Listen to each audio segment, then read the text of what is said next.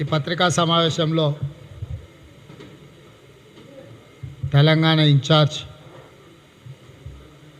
మాణిక్రావు ఠాకరే గారు, AICC secretary Mansoor Ali గారు, అజరుద్దీన్ కుచ్ bye,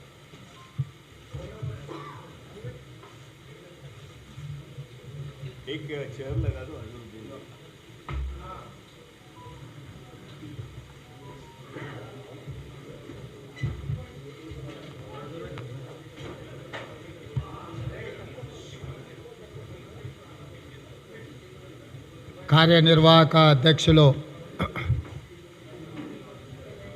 Anjan Kumar Yadav గారు, కార్యనిర్వాహక అధ్యక్షులు అజరుద్దీన్ గారు, మాజీ పార్లమెంట్ సభ్యులు మిత్రులు పొన్నం ప్రభాకర్ గారు, డాక్టర్ మల్లు రవి గారు, ఏఐసిసి ప్రతినిధి రోహన్ గుప్తా గారు ఈ పత్రికా సమావేశంలో పాల్గొనడం జరిగింది. ప్రధానంగా ఈ పత్రికా సమావేశం నరేంద్ర మోడీ గారి నిన్నటి తెలంగాణ పర్యటనలో నిజామాబాద్లో జరిగిన సమావేశంలో విస్పష్టంగా బీఆర్ఎస్ బీజేపీ యొక్క ఫెవికల్ బంధం గురించి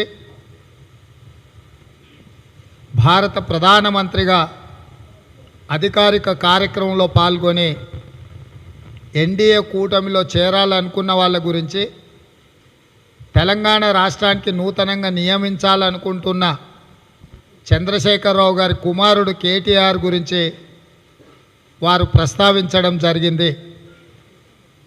మీకు అందరికీ తెలుసు, కాంగ్రెస్ పార్టీ మా నాయకుడు రాహుల్ గాంధీ గారు బీఆర్ఎస్ అంటే బీజేపీ రిశ్తేదార్ సమితి అని చెప్పి చాలా స్పష్టంగా దేశ ప్రజలకు చెప్పడమే కాకుండా 370 ఆర్టికల్ కానీ, త్రిబుల్ తలాక్ కానీ, జీఎస్టీ బిల్లు కానీ, నోట్ల రద్దు అంశం కానీ, రాష్ట్రపతి ఎన్నికలు కానీ, ఉపరాష్ట్రపతి ఎన్నికలు కానీ, రైతు వ్యతిరేక నల్ల చట్టాలు చట్టసభలలో తెచ్చినప్పుడు కల్వకుంట్ల చంద్రశేఖరరావు స్పష్టంగా నరేంద్ర మోడీ గారికి అండగా నిలబడ్డాడు, పార్లమెంట్లో బిల్లులకు మద్దతు ఇచ్చిండు, ఎన్డీఏని బలపరిచిండు అని చెప్పి అన్ని సందర్భాలలో మేము చెప్పడమే కాకుండా మీరందరూ ఆధారాలు చూసిండ్రు.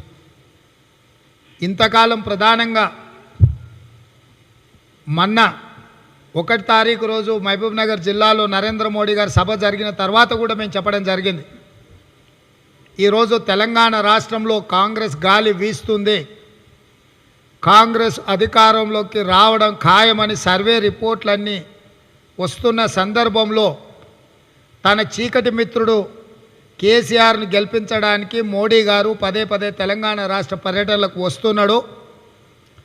ప్రభుత్వ వ్యతిరేక ఓటును చీల్చి తద్వారా భారతీయ జనతా పార్టీకి 2018లో ఎట్లయితే 105 సీట్లలో డిపాజిట్లు పోయినాయో ఈసారి కూడా 110 సీట్లలో డిపాజిట్లు జప్తైనా పర్వాలేదు, కానీ ప్రభుత్వ వ్యతిరేక ఓట్లను చీల్చి కేసీఆర్ను గెలిపించాలన్న తాపత్రయం నరేంద్ర మోడీ గారి మాటల్లో స్పష్టంగా కనిపించింది. ప్రధానమంత్రిగా తెలంగాణ రాష్ట్రానికి చట్టబద్ధత కాంగ్రెస్ పార్టీ, మన్మోహన్ సింగ్ గారు, శ్రీమతి సోనియా గాంధీ గారు కల్పించిన అంశాలను నరేంద్ర మోడీ గారు అమలు చేయలేదు. అది బయ్యారం ఉక్కు కర్మాగారం కావచ్చు, కాజిపేట రైల్వే కోచ్ ఫ్యాక్టరీ కావచ్చు, ట్రైబల్ యూనివర్సిటీ కావచ్చు, ఐఐఎం కావచ్చు, ఐఐటి కావచ్చు, ఐటీఐఆర్ కారిడార్ కావచ్చు, పాలమూరు రంగారెడ్డి ఎత్తిపోతల ప్రాజెక్టు యొక్క జాతీయ హోదా కావచ్చు.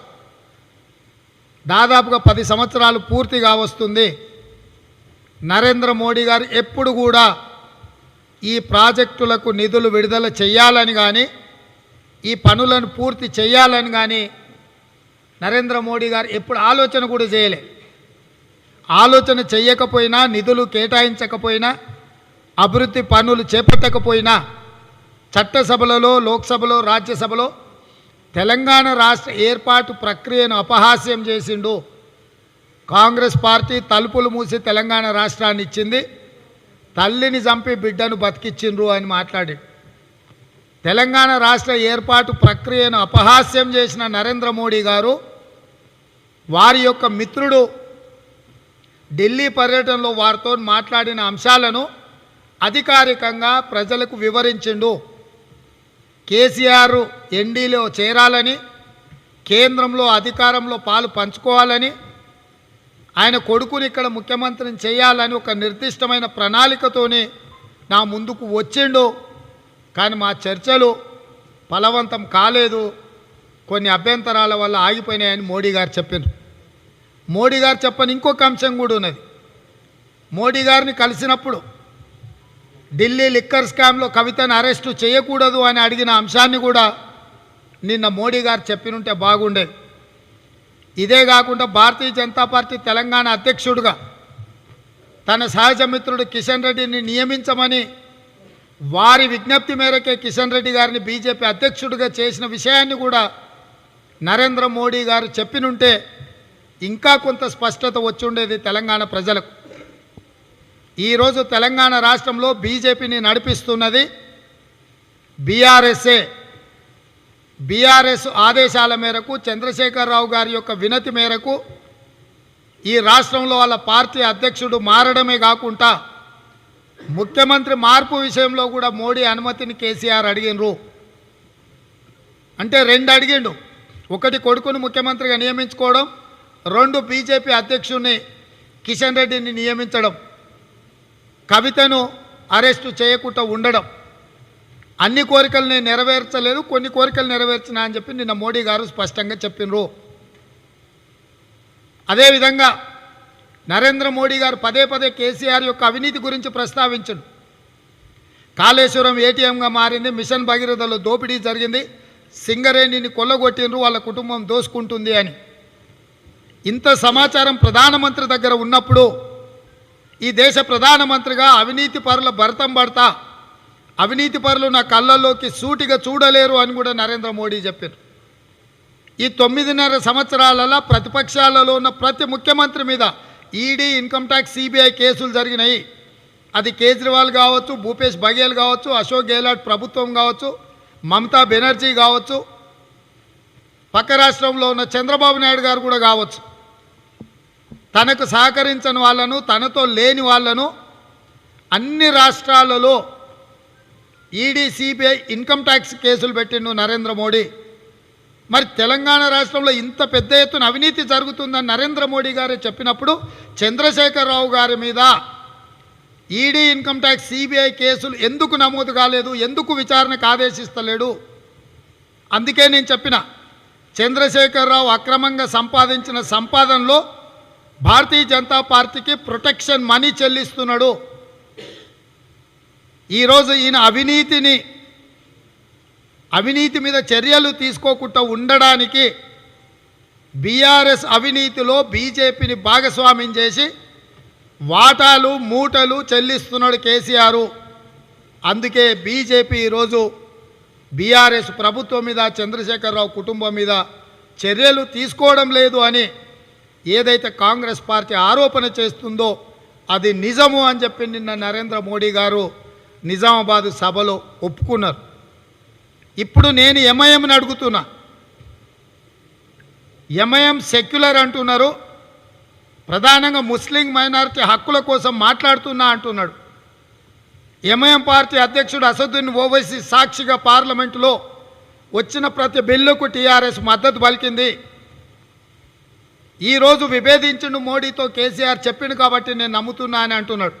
స్పష్టంగా నరేంద్ర మోడీ నిన్న కేసీఆర్ నరేంద్ర మోడీ మాట్లాడుకున్న మాటలు చెప్పడమే కాకుండా వాళ్ళ మధ్యలో జరిగిన రాజకీయ ఒప్పందాల గురించి కూడా మాట్లాడాడు. ఇప్పుడు ఎంఐఎం విధానం ఏంది అని నేను అడుగుతున్నా. నరేంద్ర మోడీ భాగస్వామి అయిన కేసీఆర్కు ఇంకా మీరు మద్దతు కొనసాగిస్తారా? నిన్న నరేంద్ర మోడీ గారు చెప్పిన అంశాలను దృష్టిలో పెట్టుకొని ఎంఐఎం బీఆర్ఎస్ పొత్తు నుంచి వైదొలుగుతుందా లేదా తెలంగాణ ప్రజలకు చెప్పాలి. ఇవాళ నరేంద్ర మోడీ కేసీఆర్ ఒక్కటైనప్పుడు, బీఆర్ఎస్ బీజేపీ పొత్తులో భాగస్వాములైనప్పుడు ఎంఐఎం ఏ విధంగా బీఆర్ఎస్తో పొత్తులో కొనసాగుతుంది అని చెప్పి కాంగ్రెస్ పార్టీ ప్రశ్నిస్తుంది. అందుకే తెలంగాణలో ఉన్న మైనారిటీలను, ప్రజాస్వామికవాదులను, సెక్యులర్ శక్తులను ఆలోచన చేయమని అడుగుతున్నా. ముఖ్యంగా మా ముస్లిం మైనారిటీలు ఈరోజు ఆలోచన చేయాలి. బీజేపీ బీఆర్ఎస్ ఒక్కటే, ఒకే తానులోని ముక్కలు. వాళ్ళు నాణ్యానికి బొమ్మ బొరుసు లాంటి వాళ్ళు. వాళ్ళిద్దరు అవిభక్త కవల పిల్లలు. మోడీ కేసీఆర్ బంధం ఫెవికల్ బంధం. వాళ్ళిద్దరంత బలంగా బంధం పెరవేసుకున్నప్పుడు వాళ్ళు గల్లీలో కుస్తీ కొట్లాడినట్టు నటించి ఢిల్లీలో దోస్తీ చేస్తున్నప్పుడు ఏ విధంగా ఎంఐఎం టీఆర్ఎస్కు మద్దతు పలుకుతుంది? ఇప్పుడు ఎంఐఎం విధానం ఈ తెలంగాణ సమాజానికి స్పష్టతనివ్వాల్సిన బాధ్యత అసదుద్దీన్ ఓవైసీ పార్లమెంట్ సభ్యుల మీద ఉన్నది. వారు ప్రజలకు జవాబు చెప్పాలి. అందుకే కాంగ్రెస్ పార్టీ విధానాలు స్పష్టం. మేము ప్రజాస్వామిక వాదులం, మేము సెక్యులర్ వాదులం. సెక్యులర్ శక్తులన్నీ కూడా ఏకమయ్యి బీజేపీ బీఆర్ఎస్ను ఓడించాలి. బీజేపీ బీఆర్ఎస్ను ఓడించే క్రమంలో ఎంఐఎం ఎవరి వైపున నిలబడుతుంది? మోడీ కూటమి వైపు నిలబడుతుందా? తెలంగాణలో కాంగ్రెస్ వైపు నిలబడుతుందా? ఎంఐఎం చెప్పాలి అని చెప్పి కాంగ్రెస్ పార్టీ డిమాండ్ చేస్తుంది. అదేవిధంగా బీజేపీ అధ్యక్షుడి మార్పు మీ ఇష్టం, కేసీఆర్ ఇష్టం. మీరు కేసీఆర్ ఎప్పుడొచ్చినా నీళ్లు నిధులు నియామకాలు అనే చర్చ. నీళ్లు అంటే కేసీఆర్కు కవిత గారి కన్నీళ్లు గుర్తొస్తాయి. నిధులు అని అంటే కాళేశ్వరం వాళ్ళు పాల్పడ్డ దోపిడీ గుర్తొస్తుంది. నియామకాలు అంటే కేటీఆర్ యొక్క ముఖ్యమంత్రి పదవి గుర్తొస్తుంది.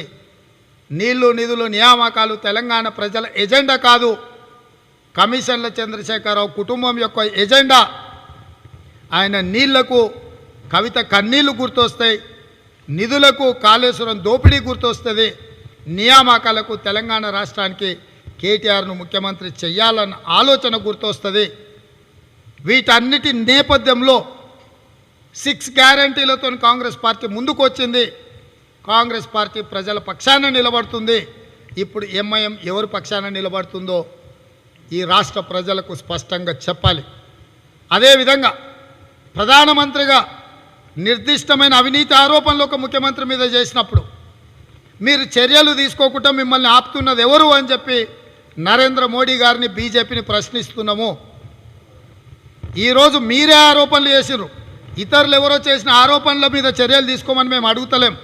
ప్రధానమంత్రిగా మీరు, హోంమంత్రిగా అమిత్ షా, మీ పార్టీ అధ్యక్షుడిగా జేపీ నడ్డా స్పష్టంగా టీఆర్ఎస్ ప్రభుత్వం మీద వేల కోట్ల రూపాయల అవినీతి ఆరోపణలు చేసినప్పుడు మీరు అవినీతి పరులను నా కళ్ళల్లోకే చూడలేరని మీరు మాట్లాడినప్పుడు మరి కేసీఆర్ కళ్ళల్లోకి చూడడమే కాకుండా పెద్ద పెద్ద దండలు తీసుకొచ్చి మీకు సన్మానం చేసిందని మీరే చెప్పారు. ఖరీదైన శాల్వలు కప్పిండ్రు అన్నారు. మరి అవి ఎక్కడి నుంచి తెచ్చిండు కేసీఆర్? ఈ అవినీతి సొమ్మే కదా. కేసీఆర్ కొల్లగొట్టిన వేల కోట్ల రూపాయల అవినీతి సొమ్ములతోని పెద్ద పెద్ద దండలు, ఖరీదైన శాల్వలు నరేంద్ర మోడీ గారు దర్బార్లో వారిని సన్మానం చేస్తుర్రు. కనిపించినవి ఇవే. కనిపించకుండా ఎన్నికలకు పంపిస్తున్న వేల కోట్ల రూపాయల సంగతి ఏంది? అందుకే మీరు చర్యలు తీసుకుంటలేరా? కాబట్టి 48 గంటలల్లా జరుగుతున్న అవినీతి మీద, ప్రధానంగా ధరణి దోపిడీ మీద, సింగరేణి బొగ్గు గనుల మీద, ఔటర్ రింగ్ రోడ్ అమ్మకాల మీద, హైదరాబాదు నగరంలో ఆక్షన్ల రూపంలో ప్రభుత్వ భూములు అమ్ముకుంటున్న వాటి మీద నిర్దిష్టమైన ఫిర్యాదు నేనే చేసిన ప్రధానమంత్రికి, హోంమంత్రికి, ఈడీకి, ఇన్కమ్ ట్యాక్స్కు, సిబిఐకి నా ఫిర్యాదుల మీద మీరు తక్షణమే ఎఫ్ఐఆర్ చేయండి, విచారణకు ఆదేశించండి.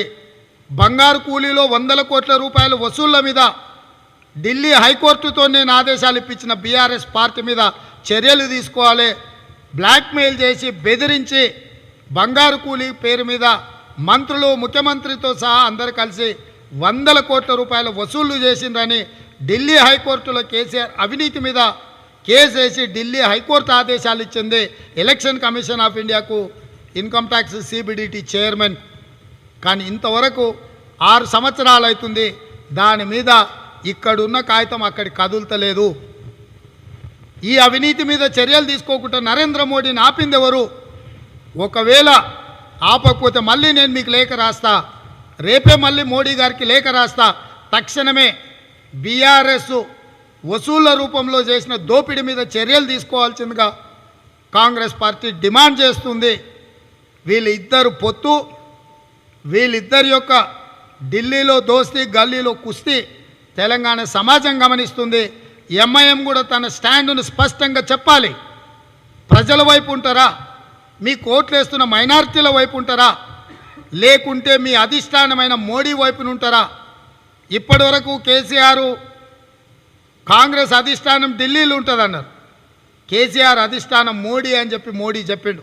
ఎందుకంటే ఈ రాష్ట్రాన్ని ముఖ్యమంత్రిగా ఎవరిని నియమించాలనో మోడీ అనుమతి కోరిండు అని అంటే కేసీఆర్ యొక్క అధిష్టానం, కేసీఆర్ యొక్క బాస్ నరేంద్ర మోడీ అని స్పష్టత వచ్చింది. ఈ కుమ్ముక్కు రాజకీయాల పట్ల తెలంగాణ ప్రజలందరూ అప్రమత్తంగా ఉండాలి. భారతీయ జనతా పార్టీ ఎన్నికలలో పోటీ చేస్తుందంటే కేవలం ప్రతిపక్షాల ఓట్లు చీల్చి, ప్రభుత్వ వ్యతిరేక ఓటును చీల్చి బీఆర్ఎస్ను గెలిపించాలి అని చెప్పి మమ్మల్ని కాంగ్రెస్ పార్టీని నష్టపరచాలనేది చెప్తున్నాడు. నాకు మొన్న పార్లమెంట్లో కలిసినప్పుడు బీజేపీ మిత్రులు, టీఆర్ఎస్ వాళ్ళు కూడా కొంతమంది సిట్టింగ్ ఎంపీలు నాతో బాధపడ్డారు. సరే, వాళ్ళ పేర్లు నేను చెప్పదలుచుకోలే కేసీఆర్ లాగా. కానీ లోక్సభ ఎన్నికలలో మా పొత్తు ఉంటుంది, అసెంబ్లీ ఎన్నికలలో మా పొత్తు లేదు. అసెంబ్లీ ఎన్నికలలో అన్ని సీట్లలో పోటీ చేసి కాంగ్రెస్ గెలవగలిగిన ప్రతి దగ్గర ఓట్లు చీల్చి బీఆర్ఎస్ను గెలిపించిన తర్వాత పార్లమెంట్ ఎన్నికలలో మేము పొత్తు పెట్టుకుంటున్నాము. పొత్తులో నెంబర్ కూడా డిసైడ్ అయింది. 9 సీట్లు బీఆర్ఎస్కు, 7 సీట్లు బీజేపీకి, 1 సీటు ఎంఐఎం. ఈ విధంగా నెంబర్లు కూడా డిసైడ్ అయినాయి. సీట్లు కూడా సిట్టింగు 4తో పాటు మహబూబ్ నగర్, చేవెళ్ళ, మల్కాజ్గిరి అదనంగా బీజేపీ పొత్తులో సీట్లు అడిగింది.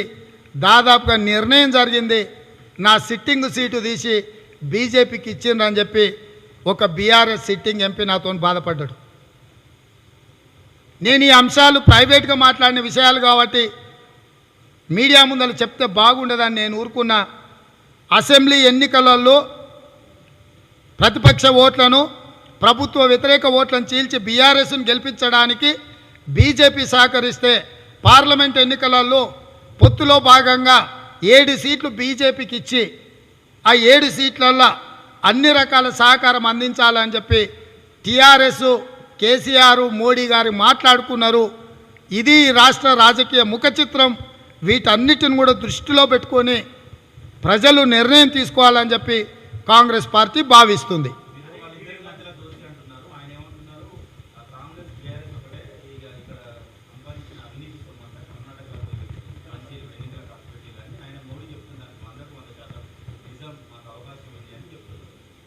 ఇప్పుడు రాష్ట్రం చేతిలో ఉంటాయా, సిబిఐ, ఈడీ, ఇన్కమ్ ట్యాక్స్ కేంద్రం చేతిలో ఉంటాయా? కేంద్రంలో ప్రధానమంత్రి ఆయనే కదా. ఇన్ని వివరాలు ఆయన దగ్గర ఉన్నప్పుడు విచారణ చేయొద్దు అని మేమేమన్నా అడ్డుపడ్డామా? మేము ఎప్పుడన్నా అడిగినామా? మోడీ గారు కాంగ్రెస్ మీద ఏ ఆరోపణలు చేసినా విచారణ చేసే అధికారము, విచక్షణ అధికారం ఆయన దగ్గర ఉంది. ఆయనను విచారణకు ఆదేశమని అంటున్నాం మేము. ఇవాళ తమ బండారం బయటపడ్డదాన్ని కప్పిపుచ్చుకోవడానికి కాంగ్రెస్ మీద ఆరోపణలు చేస్తున్నారు. మన కేటీఆర్ చేసిండు, నిన్న మోడీ చేసిండు. ఇద్దరు ఒకటే ఆరోపణ చేసిరు కదా కాంగ్రెస్ మీద. ఇద్దరు ఒకే రకంగా మాట్లాడుతున్నారు కదా కాంగ్రెస్ మీద. ఇద్దరు ఉమ్మడి శత్రువు కాంగ్రెసే కదా. సో వాళ్ళిద్దరూ ఉమ్మడి శత్రువుగా కాంగ్రెస్ను భావిస్తున్నారు కాబట్టి కాంగ్రెస్ మీద దాడి చేయాలని చూస్తున్నారు. ఇవాళ నరేంద్ర మోడీ గారు స్పష్టంగా చంద్రశేఖరరావు నా దగ్గరికి ప్రతిపాదన తీసుకొని వచ్చిండు, కానీ ఆ ప్రతిపాదనల చర్చలు ముందుకు జరగలేదు కొన్ని కారణాల చేత అన్నాడు. నేను ఈ రాష్ట్ర ముఖ్యమంత్రి గారిని డిమాండ్ చేస్తున్నా, ఇది నిజమా కాదా? మీరు మోడీ గారితో ప్రతిపాదన చేసినరా లేదా? మీరు ఎన్డీఏలో చేరాలనుకున్నారా లేదా? మీ కూతురు కవితను లిక్కర్ స్కామ్లో నుంచి బయటపడేయమని అడిగినరా లేదా? నీ కొడుకును ముఖ్యమంత్రిని చేయాలనుకొని ఆయన దగ్గరకు పోయి అనుమతి అడిగిన మాట వాస్తవమా కాదా?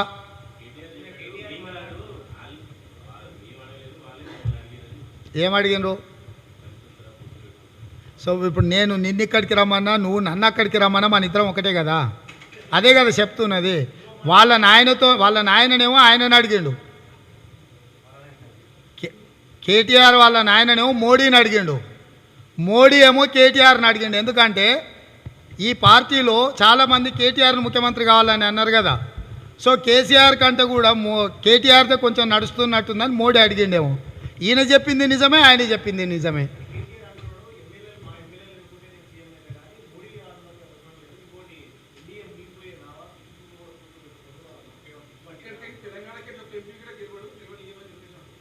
ఇప్పుడు ఇప్పటి వరకు జరిగిన నిర్ణయాలలో అన్నిట్లల్లో ఎన్డీఏకే సపోర్ట్ చేశారు కదా. మరి ఎన్డీఏకి సపోర్ట్ చేసినాక ఇప్పుడు చేయనంటే ఎవడని నమ్ముతాడా? ఇప్పుడు చేయననే విషయాన్ని ఎట్లా నమ్ముతారు? ఇప్పుడు వాళ్ళతో కలుస్తాడా, కలవడా, పిచ్చుకుక్క గారిసిందా, లేకపోతే పదవి వ్యామోహమా, అవినీతి భయమా? మోడీ అవసరం ఎందుకుంది? వీళ్ళు చేసిన దోపిడీలో వీళ్ళను జైలుకు పంపించకుండా ఉండడానికి మోడీ అవసరం ఉంది. ఇందులో పెద్ద సైన్స్ ఏముంది? మోడీ అనేవాడు వీళ్ళను చేసిన అవినీతికి, పాల్పడ్డ దోపిడీకి అరెస్టు చేయకుండా ఉండడానికే మోడీ అనుమతి అవసరము. ముందస్తు చర్యగా కేసీఆర్ ముఖ్యమంత్రి కుర్చీ పదవి ఎప్పుడు వదులుకుంటాడు? కేంద్రంలో ఆయనకు ఒక పెద్ద శాఖ మంత్రి వస్తే వదులుకుంటాడు. కేంద్రంలో కేసీఆర్కు పెద్ద మంత్రి పదవి ఎవరు ఇవ్వాలి? నరేంద్ర మోడీ ఇవ్వాలి. ఎన్డీఏ కూటమిలో చేర్చుకోవాలంటే ఎవరు అనుమతి కావాలి? నరేంద్ర మోడీ అనుమతి కావాలి. అందుకే నరేంద్ర మోడీని పోయి అడిగిండు. కేటీఆర్కు మిడిమిడి జ్ఞానం కాబట్టి ఇది అర్థం కానట్టుంది. ఒకసారి మీరు వెళ్ళి వివరించండి. ఎందుకంటే ఎన్డీఏలో చేరాలంటే నరేంద్ర మోడీ ఒప్పుకోవాలి, కేసీఆర్ కేంద్ర మంత్రి కావాలంటే నరేంద్ర మోడీ ఒప్పుకోవాలి. क्या हम लोग दावत देने का ज़रूरी नहीं है, पूरा तेलंगाना जनता ने। हाँ अभी भी बोल रहा हूँ, अभी भी बोल रहा हूँ। नहीं अभी भी हम लोग यही बात कहने के लिए कोशिश कर रहा है, याद दिलाने के लिए हम कोशिश कर रहा है। जो आदमी नरेंद्र मोदी जी के साथ राज्यसभा लोकसभा में वोट देते गए लगातार, वो आदमी के साथ कैसा एमआईएम पार्टी आने वाले चुनाव में मिलकर चुनाव लड़ेंगे? आज साफ साफ कुल्लम कुल्ला हो गया, पानी का पानी दूध का दूध अलग हो गए। बीजेपी बीआरएस इकट्ठा आगे आने वाले चुनाव लड़ने वाले, वही नरेंद्र मोदी जी ने कल दिखाया था। आज मैं यही की सवाल पूछना चाहता हूं हमारे भाई असदुद्दीन ओवैसी से। आप अगर सेक्युलर हो, अगर आप माइनॉरिटी के मुद्दों पे अगर बात करने वाले हैं और मोदी से खतरा है माइनॉरिटीज को, तब आप किसके साथ रहना चाह रहा है? इसीलिए हम सवाल उठा रहे बार बार।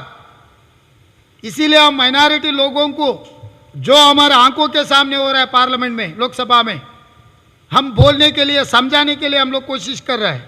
तो इसीलिए आज के तारीख में ये तीन इकट्ठा होकर कांग्रेस के खिलाफ लड़ने के लिए कोशिश कर रहा है। तो असदुद्दीन ओवैसी एमआईएम का क्या मजबूरी है हमको पता नहीं है, उनका मजबूरी क्या है।